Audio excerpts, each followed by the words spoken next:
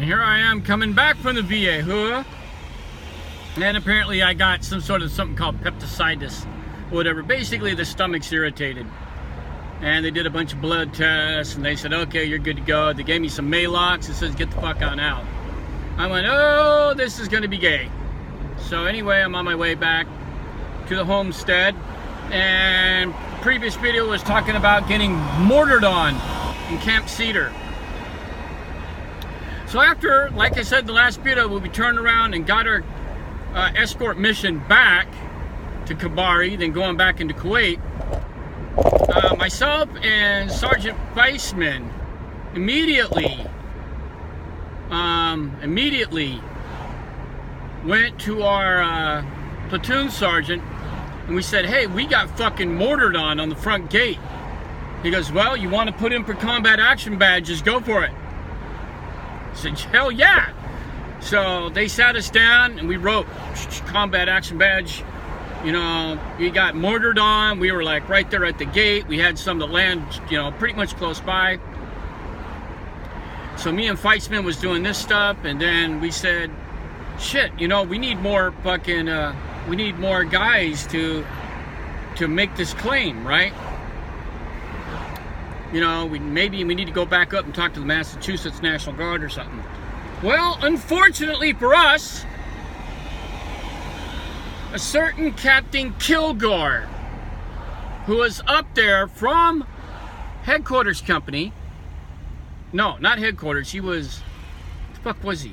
No, he was battalion. Excuse me, he was battalion. He was captain promotable to major or some shit. He got downwind of us, a couple of fucking mechanics putting in for a combat action badge. And before I tell you what happened with the combat action badge, this is how these jackoffs got me on the fucking deployment. These guys were over strength to begin with.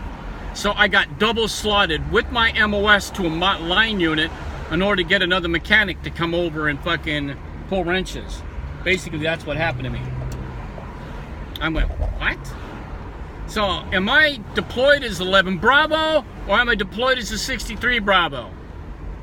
What the fuck, man? Can anybody tell me, please? Anyway. Oh, jeez. Slow down, guy. Anyway, so it was like, well, what the fuck? So he comes in, and he's going, hey, you guys. He says it was a controlled det. There wasn't mortar fire. I said, actually, yes. We both said, yes, sir, it was mortar fire. According to the KBR, he said it was mortar fire.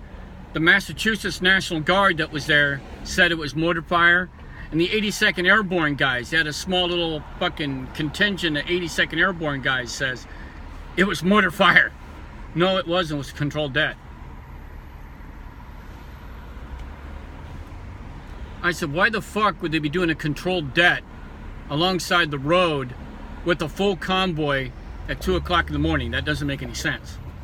He goes, well, it's not for you to make any sense of it, Sergeant. It was a controlled detonation. I said, there's the closest EOD guys, I says, is actually back in fucking Kuwait. Or maybe even Buka. We're in fucking Camp Cedar, sir. It was a controlled det, Sergeant, so forget it. So I looked at my paperwork. He said, what the fuck? Weissman was pretty fucking mad. Fishman was pretty mad, too. Found out later, after the deployment was over, back at Camp Shelby, Mississippi, that motherfucker was walking around with a fucking combat action badge. Probably some of the same fucking mortar attack that we got. Motherfucker. And he wasn't even stationed up there. He was stationed at battalion back in fucking Kuwait. That motherfucker. So, that's the first time I got reamed out. I got fucking screwed out of a combat action badge. Anyway, so we went back to our duties. You unload the vehicles. We fucking went in and started working on the vehicles again. Go figure.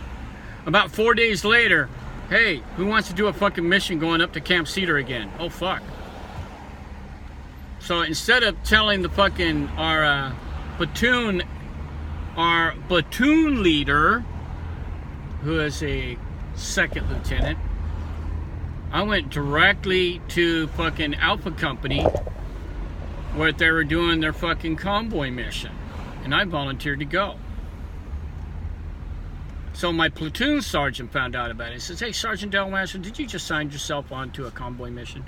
I said, "Yeah. I'm doing a Camp Cedar run, and I think they should have a mechanic." You know, I tried to make some sort of reasoning what was going to be a good idea. And I kind of figured I'll bring my tool bags with me in case something happens while we're on our way up there.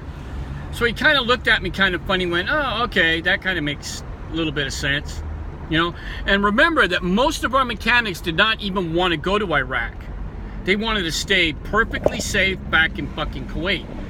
But old Sergeant D, fuck no. I want to get some shit going on.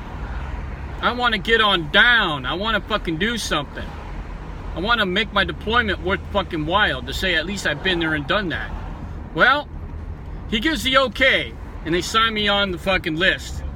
It's all the equipment. Here's your rifle. This is where you're going to be traveling in an 1117, that big ASV piece of shit. I said, "You got to be fucking kidding me." I said, "Why do I want to be in that big fucking pile of crap?" But I had to be a dismount for this big piece of shit. I said, "Well, okay, fuck it. At least I'm going up to fucking, at least I'm going into Iraq." So I break out my little fucking logbook. I write down the mission number, which I do have, ladies and gentlemen, and I will show a video of showing you this fucking mission book. Little fucking mission book. I have 2 of them. It had all the names of all the numbers and all the designations of all of our missions that I was on. Just to show you I wasn't full of shit. So anyway, so I write it down in my book. And they give us a briefing. Okay, this is what's going to be going on. We're going to be going up to Camp Cedar, blah, blah, blah. We're going to be dropping off 12 whites, blah, blah, blah. And then we're going to turn around and we're going to come back. Okay, hooah. That's okay, I can dig that, no problem. So I was an extra man in the dismount inside one of the 1117s. Okay, I can dig that. I brought my tool bag, I got my weapon, my ammo, body armor, my Kevlar, all that good shit. I'm ready to rock and roll. And we go fucking flying up there in the middle of the night, by the way. So roughly about 2 hours into the mission, after we left K Crossing, I noticed I saw a lot of smoke because I was looking out through the side portholes. And one of the guys, the guy in the turret, who's got that turret going, he's got a couple of 50 cals on it. He's saying, "Hey, there's a vehicle up there that's smoking." And I'm listening into what's going on, and they say that one of the whites is dragging a trailer. Apparently the wheels locked up in one of the trailers, just dragging this fucking thing. I said, "Oh shit." So I got on the radio, I says, "Hey, listen."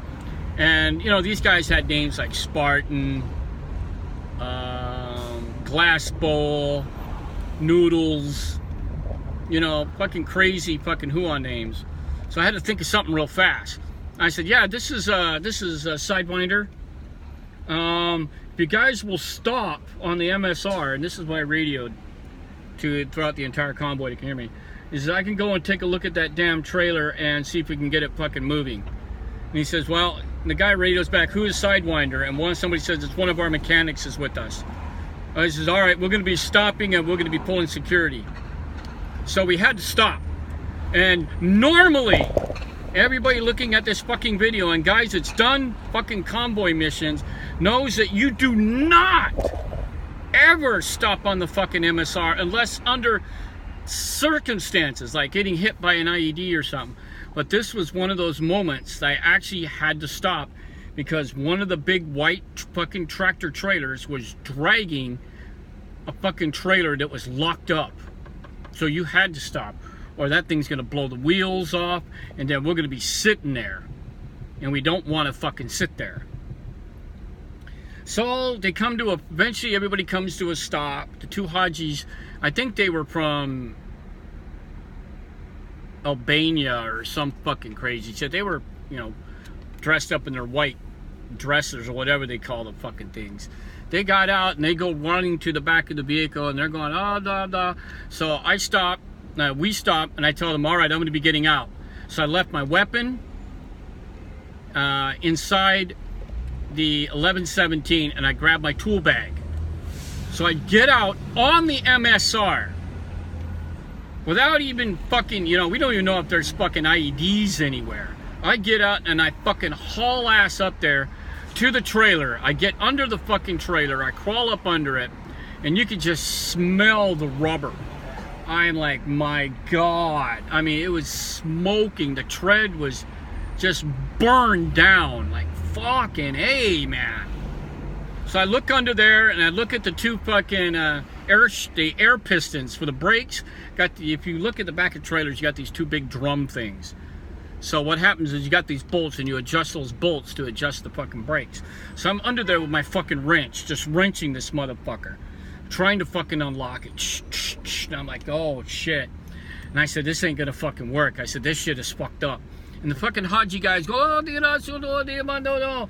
So after trying to work on it for about 10 minutes, I could not get the rear brakes unfucking locked manually.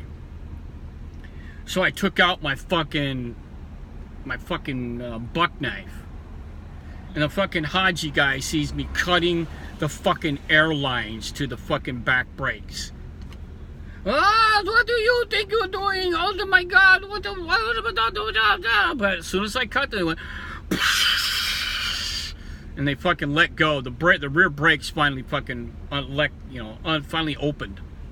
So I get up and he's going, where are you going? I says, we're leaving. I just told him, get back in the truck. I was trying to tell him. He didn't understand English too well. I was like, get back in the truck. And I go fucking hauling ass back to the fucking 1117. I jump inside it and I fucking close the fucking door and lock it.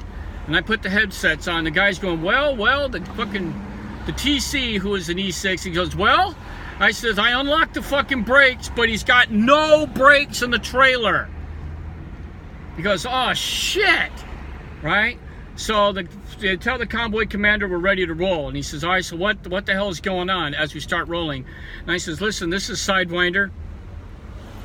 I said, you're going to want to give this guy a wide berth because he has no brakes in the rear trailer. There are no brakes in it at all. That means he's going to need extra space to slow down and stop because there's no brakes. And he goes, well, what do you recommend? I said, I recommend speeds about 40, 45. And then another radio call comes over. Hey, is this Sidewinder guy, is he a mechanic or is he one of those fucking civilian fucking knucklehead mechanics? So I get back on the radio and I say, no, I am one of your mechanics. Oh, all right, Roger. And then we proceed to roll on.